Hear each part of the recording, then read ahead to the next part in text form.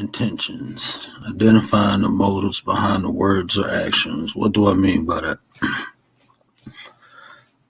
Well, I just started YouTube. I'm going into the realm of trying to be a content creator.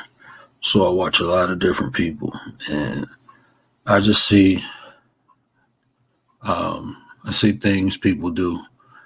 And honestly, I think there's a lot of people, and I think some of them are marketing geniuses, right? I think the way they present the information to the people, I think they're marketing geniuses. But I have to be honest, right? All of it ain't. It's good and bad and everything. And some of the people's intentions, I just don't think is pure. Um, my job ain't to expose nobody. That's not what I'm trying to do. But I feel like I can still give people information, right? So they can make better decisions and choices. And that's what I built my channel for. Is to share information that I learned through my experiences, through my perception in life with other people, so they can have new ways to look at things or just add some more tools to the toolbox to help people navigate. Um, like I said, I'm not trying to expose nobody. I'm not gonna talk negative about nobody. I ain't gonna name nobody by names. I'm gonna keep it positive. So anytime I name somebody, it's always gonna be in a positive light. Um, that's what I'm gonna try to do. I'm only human. I mean, I'm saying that now. You never know what happened in the future, but for now, I'm only naming people that I feel have a positive impact on me because I'm sharing me. Um, but you do have content creators with good intentions, and you got some.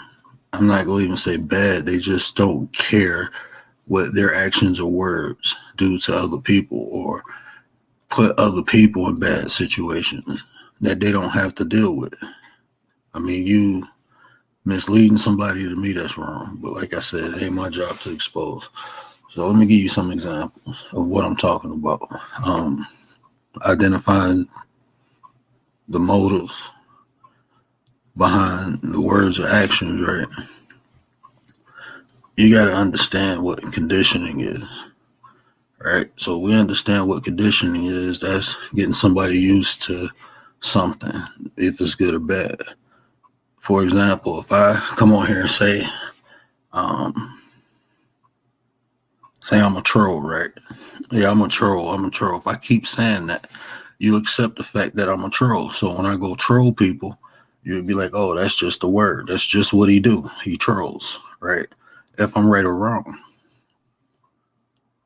they condition you. You're being conditioned. If somebody come on here and say, "Well, I'm messy," and then you accept that, and then they do some stuff, and you like, "Damn, they messy. They trying to condition you if it's right or wrong." Right? So that's what I'm trying to get you to understand. Just because someone tells you something don't mean it's okay. And that's what we got to understand. And these are just tools, because what happens is you begin, if you support that, if you participate in it, you begin to take on them ideologies and them characteristics, right? So understanding the conditioning factor. Don't let someone condition you to believe something is okay. Because if you begin to take on those characteristics and acting like that, you put yourself in a situation that you would have never been in. You know, even people playing the victim, right? And what do I mean by that? We all go through stuff, right? We all go through stuff. But when somebody plays the victim, they're trying to get your sympathy, not even your empathy. They want your sympathy. They want to put you in their state. They want you to feel their pain. And sometimes it ain't even no pain. They just conditioning you to feel bad for them. Why would they do that? For your sympathy. They're conditioning you. They're putting you in a state of feeling sad because they want your sympathy, they want your support, right? If I come on here and I say woe is me all day, I'm a victim, right? And then I do something to somebody else, and then I play the victim, people feeling sorry. So who you think they gonna support? The person they already conditioned to feeling sorry for, the victim. And then you believe they've been victimized, and you start believing things they say, and they are always the ones being attacked. But all along, they be attacking everybody else. This is what I'm seeing, and I'm not saying, "Hey, doe eyes, how you doing?" And I'm not saying this because I'm not saying this because people are, victimized. Yes, but what I'm telling you is you have to watch and understand when people are victims, because sometimes they just playing on your sympathy.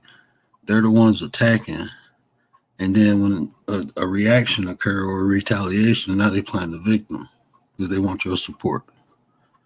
I've seen people get donations from playing the victim. I've seen people get other people to go at other people because they was playing the victim, and all along they were wrong in the first place. All along they were wrong, but now you involved, and it ain't have nothing to do with you.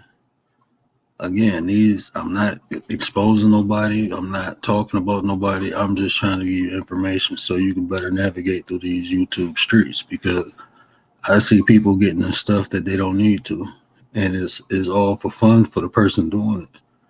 But then it affects somebody else real life. It's entertainment for a lot of us, right? We watch this just like we watch TV. It's entertainment. But some people take it further than that. People start doxing people. People start getting personal. And all along, you never even had a problem with this person. But because of someone else, and you feel bad or you're supporting that person, now you're attacking a whole nother person that ain't had nothing to do with that situation. Everything has a purpose and is identified. And like I said, it's not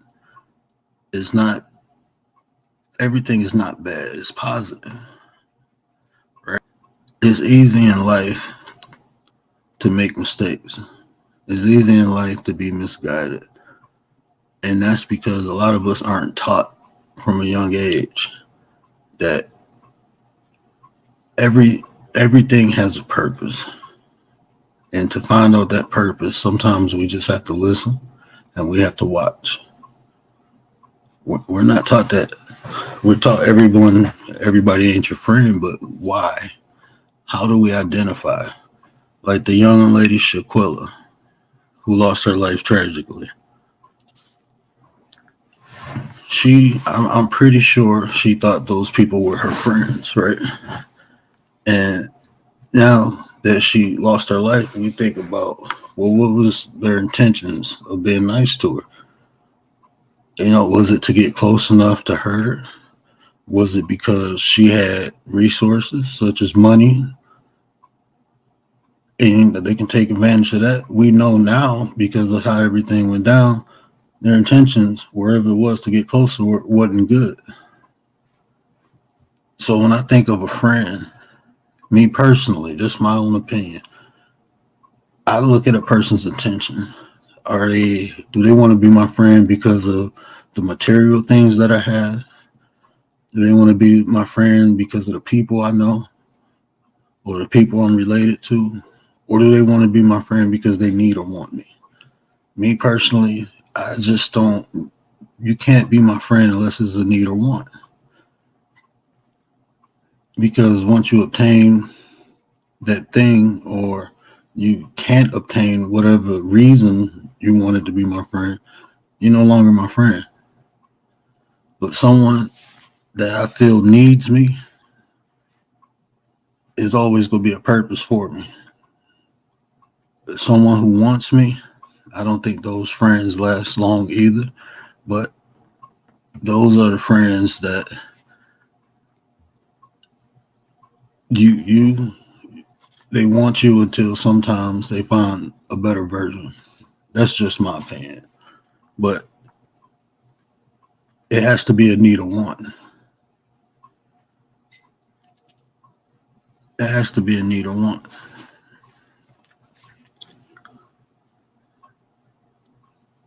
But we have to be careful because we don't know what people need or want from us. We don't know people motives of getting close to us, being our friends, getting our support. Why do you want my support? So we have to, in my opinion, the best way to figure out is to ask. Just simply ask. Because if you ask someone whose intentions aren't pure, I think it'll baffle, in my personal experience, asking people, what's your intentions? Even when they say something to me. If someone says something disrespectful and I say, well, what's your intentions behind that? I know if it's not pure, it baffles them because you caught them off guard. If someone tries to hurt you and you ask them their intention, and is most people doing bad things, they don't want to be known doing bad things. They don't want to be called out. So a lot of times I found calling people out when they doing stuff, it shows their intentions. I can give you an example. I used to work in a hospital, and I had a doctor ask me in front of people, did I ever think about stealing any of the drugs? And my first question is, why would you ask me that? And he looked at me. He said, well, I just wanted to know. And I said, no. I said, you wanted to try to make me look bad in front of people. You had, it was a purpose. You asked me that question. And he looked shocked. And one of the nurses said, yeah, why would you ask him that question? It don't make sense. I've been working around these drugs for 4 years. Why would I want to steal? Is that what you think? Do you want to steal? And it baffled him. His intentions wasn't to find out. His intentions was to embarrass me. He didn't think I would know how to, he thought I would react. He didn't understand how I respond. I seen what you was doing. I had people, because I worked in a predominantly white field, I had people tell me, you're not like, other black people. And I simply asked, what do you mean? Well, no, I don't know. What was your intention? Were you trying to say, I'm a good boy? Were you trying to say, I'm more educated? What are you trying to say? Because I'm just like a lot of black people in my family. I got a lot of successful black people, a lot of intelligent black people. How do you look at black? When people are trying to embarrass you or trying to make you feel lower than what you are, it's to make themselves feel good, right? Why do people go around downing other people? There's really no purpose if you truly think about it. There's no purpose of trying to down someone. But if you build a person up, even if a person is not yet at the level I am, and I build them up to my level, now I have someone who can help me. Now I have someone who I can depend on. You build a stronger foundation. But if you constantly beating people down, especially the people around you, your foundation is weak. I've heard so many times, so many different people, and I don't even know where the quote originated from. But the saying, if I'm the smartest person in the room, I'm in the wrong room.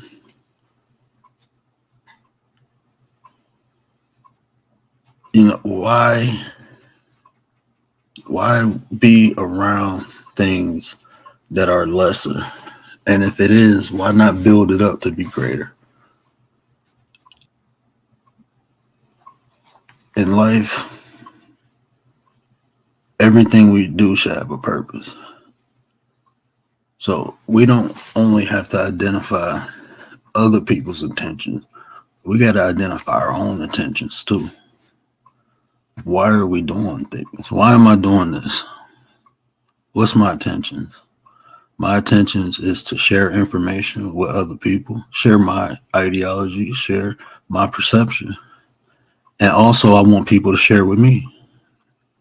You know, I really am doing this because I want to hear other people's ideas and opinions because there's so many things wrong in life, and I've learned to navigate through them from listening to other people's experiences and getting information from other people. And now in my life, I'm not as active as far as traveling and doing a lot of things that I used to. So this is just another way for me to communicate and be around people. I have a nasty habit of analyzing everything. Words. I listen to the way people talk, the different tones. I watch people's body language. I have a nasty habit of analyzing everything. I've been like that since I was a kid,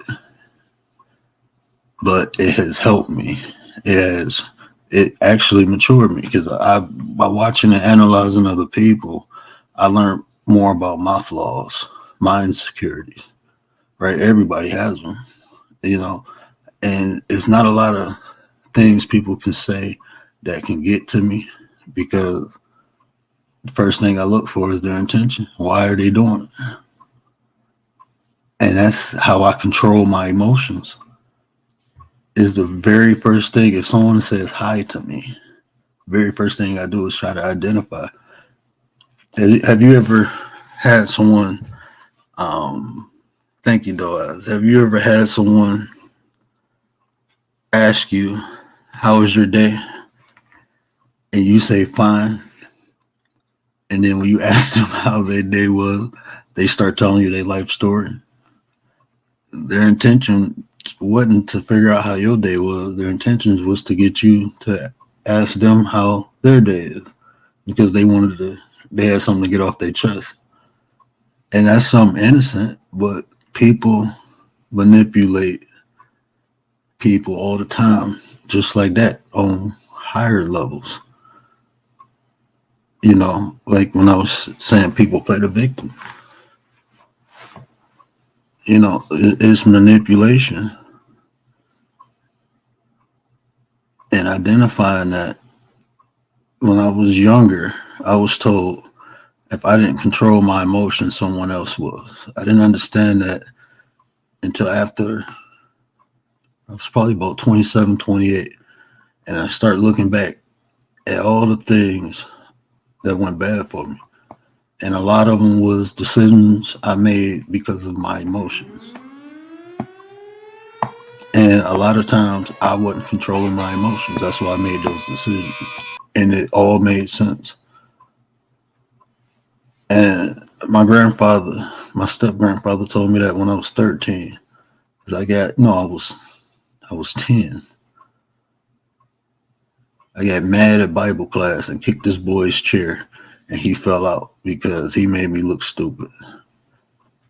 And he told me, if I don't control my emotions, someone else will. He didn't explain it to me, he just told me.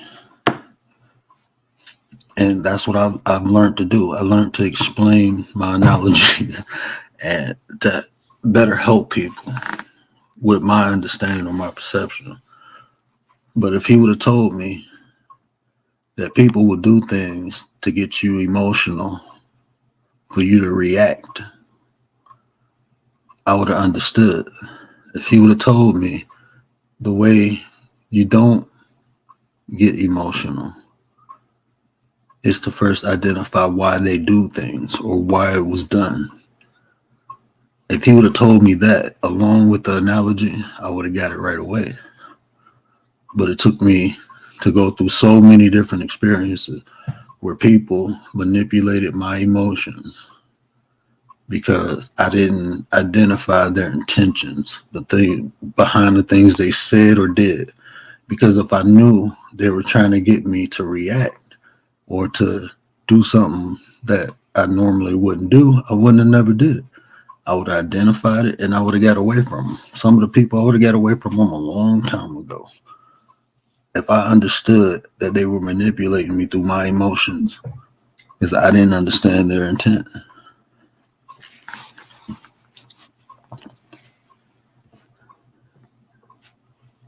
And that's what we that's what I wanted to share. I wanted to share um, some information. Maybe some. I mean, a lot of times we don't think about the small things. Like when people just try to butter you up and be nice. We're aware of it though, right?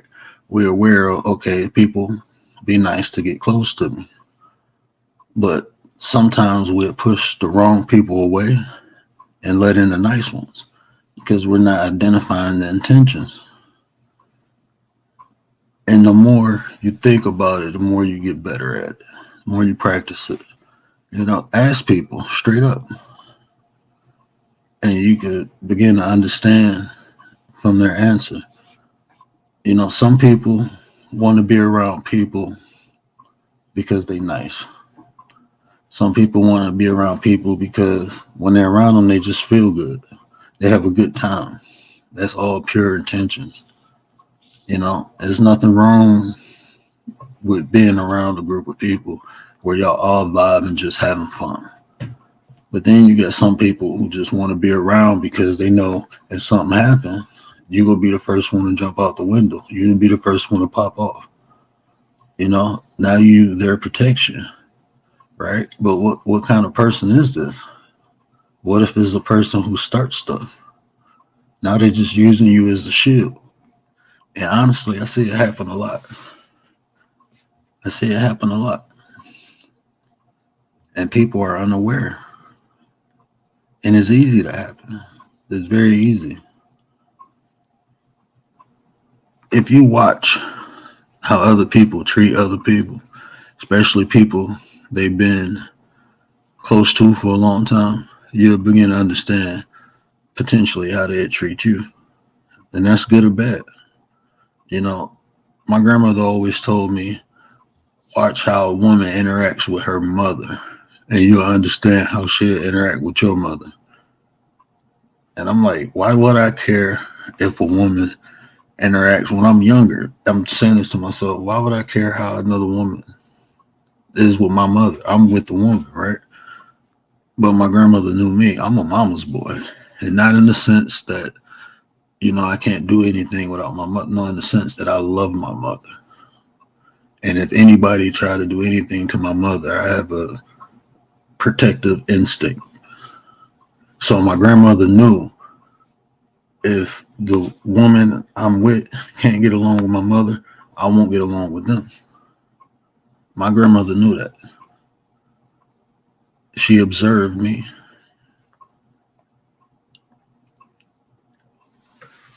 Observation is key because people will show you who they are. Actions speak volumes. Words are actions and thought. Words are only thought. Actions are is what's been done. So people can say all the right words, but their actions eventually will show if it's pure. Their actions. But yeah, observe. Observation. And that's what this channel is for. Anytime I'm on, anybody see the link, you're more than welcome to hit it because I'm here to build. I need everybody's input, everybody's thought. It's okay to talk about things, but I want solutions. And my biggest intention for this is like a video diary. One day my son and my daughter will be able to look at this if I'm not here and get some of my thoughts. Not only my thoughts, but they'll see their father building. We have to try. Me personally, okay, I try to be better for the future. My kids, my son looks up to me like I'm Superman. You know, we have to be better examples. No matter what we doing, no matter who you are, no matter where you at in life, we have to try to at least be a good example. My father was on here the other night, and he told me, "Don't do as I do, do as I say." And he been telling me that since I was a kid, and I listened to him. That in itself, in my opinion, was one of the greatest pieces of advice I ever got from him, because it helped me understand that sometimes by watching people and watching their mistakes, I've learned to listen to them because they've been through it.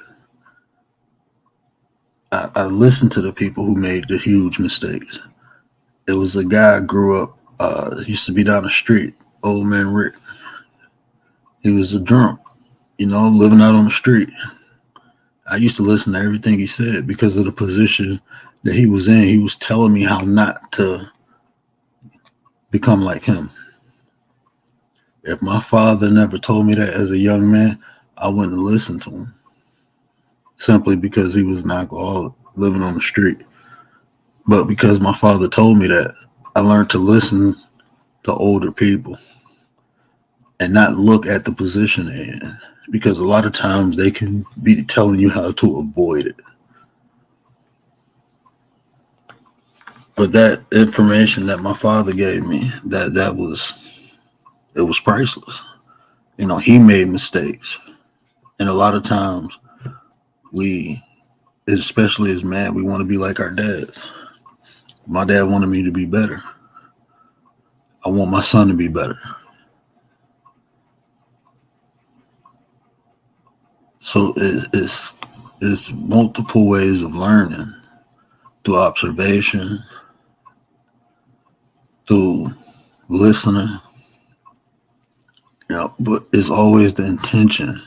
We have to learn, because just like my dad gave me good information, my stepdad gave me bad. And I listened to him and I watched him, but his intentions wasn't to make me be better than him. In my honest opinion, I didn't think he didn't want me to be better than him.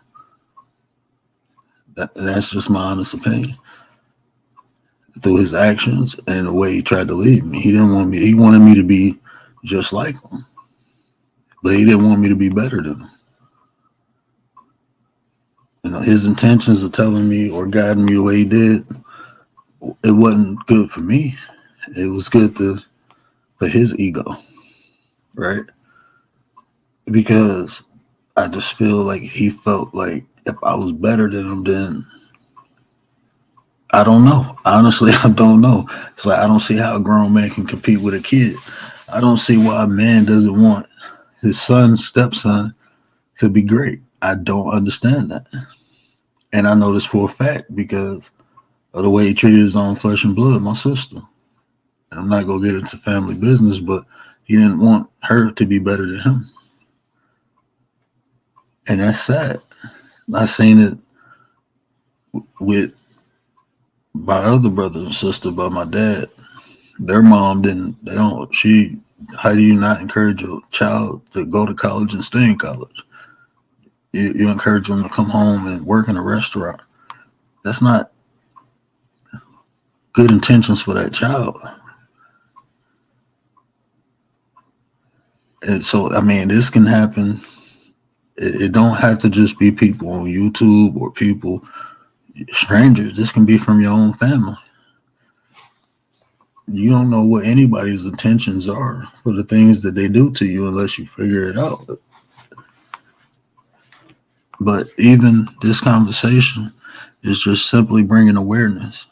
This is another way to look. at things. Maybe before hearing this, you never really thought when a person said hello to you what their intention was.